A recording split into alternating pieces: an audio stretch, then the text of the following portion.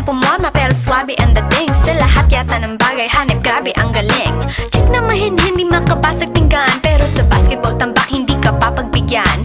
Di na niya kailangan ng gayuma para puso mo ay kanyang makuha. Di rin siya yung tipo ng babae na pantri